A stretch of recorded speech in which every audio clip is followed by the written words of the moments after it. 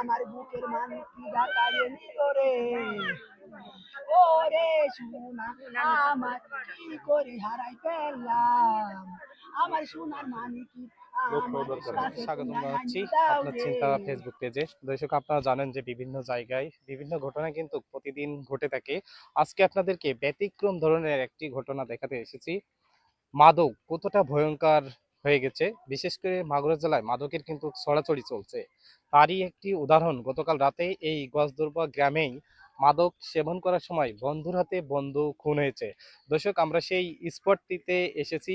আমার পিছনে যে জায়গাটি দেখতে পাচ্ছেন এই কুড়ের ভিতরেই মূলত কয় বন্ধু মিলে মাদক সেবন করছিল। বাইরের এলাকা থেকে একজন বন্ধু এসেছিল, তার ভিতরেই কথা কাটাকাটির জেরেই কিন্তু বন্ধুকে ছুরিয়াঘাত করে হত্যা করা হয়। এটা আমরা প্রাথমিক পর্যায়ে জানতে পেরেছি। আমাদের এখানে এই উপজেলার একজন সংবাদকর্মী আছে, দর্শক তার কাছে আমরা বিস্তারিত জানবো আসলেই কি ঘটনা ঘটেছিল এবং আপনি এসে কি তথ্য পেয়েছেন।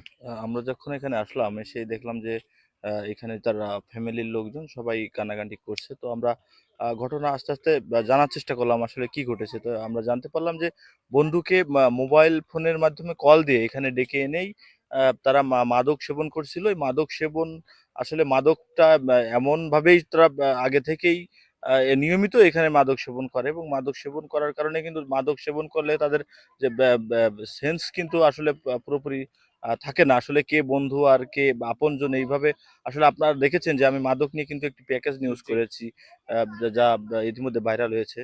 তো এই মাদক সেবনের করার পরে তার বন্ধুকে কিন্তু তাদের পূর্ব শত্রুতা আছে তার বন্ধুর সাথে, অন্য বিষয় নিয়ে একটি ঝামেলা রয়েছে। সেই ঝামেলার সূত্রই ধরেই কিন্তু এখানে তাকে হত্যা করা হয়েছে এবং এমন একটি পরিস্থিতির সৃষ্টি হয়েছে যে এখানে যেই তার সামনে আসছে তাকেই হত্যা করার চেষ্টা করতেছে। আপনারা জানেন যে এখানে ৫ জন আহত হয়েছে। তাদের কারোর এই গলার এইখান দিয়ে ছুরির আঘাত রয়েছে, পিছনে ছুরির আঘাত রয়েছে।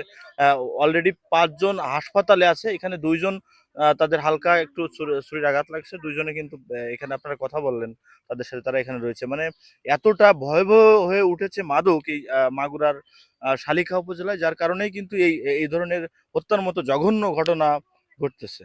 জি এসব, তার আগে আমরা দেখে আসি আসলে এই স্পটে যারা মাদক সেবন করতেছিল এবং ওই সময় যারা এসেছিল বাধা দিয়েছিল এরকম কথা কিন্তু শুনতে পারছি। আমরা দেখে আসি আসলে তারা কি বলছেন, আসলে কি ঘটনা ঘটেছিল।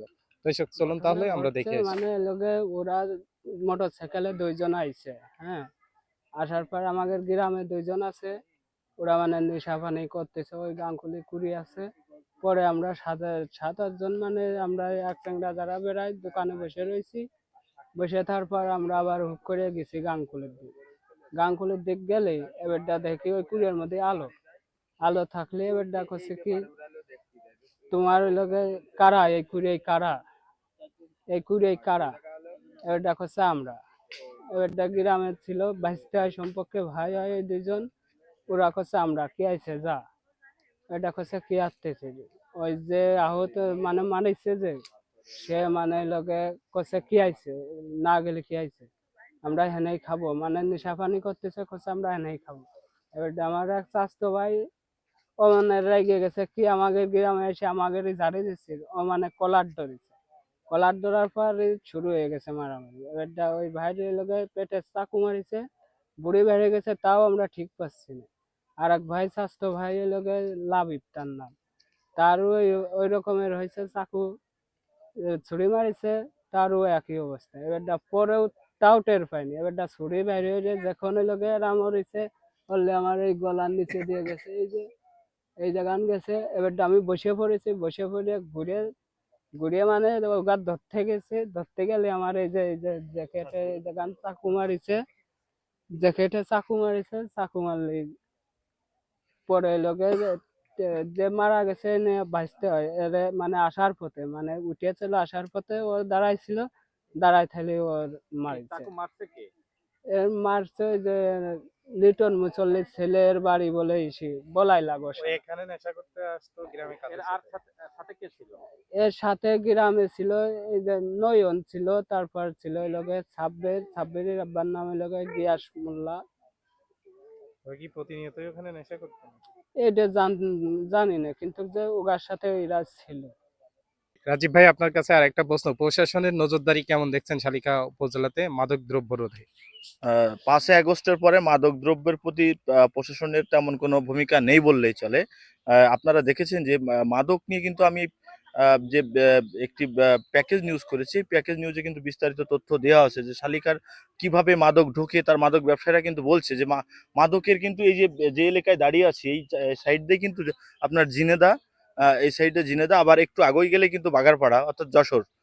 তো এই যে সীমান্ত অঞ্চলগুলোতে মাদক সরবরাহর আহ, যে খুব আপনার যে জায়গাটা, এই জায়গাটা কিন্তু মাদক আহ, বহন করা বা মাদক সেবন করার মানে ভালো একটি আঁকড়া এখানে হয়েছে, কিন্তু প্রশাসনের তেমন কোনো ভূমিকা আমাদের চোখে পড়ার মতো তেমন কোনো ভূমিকা আমরা দেখিনি।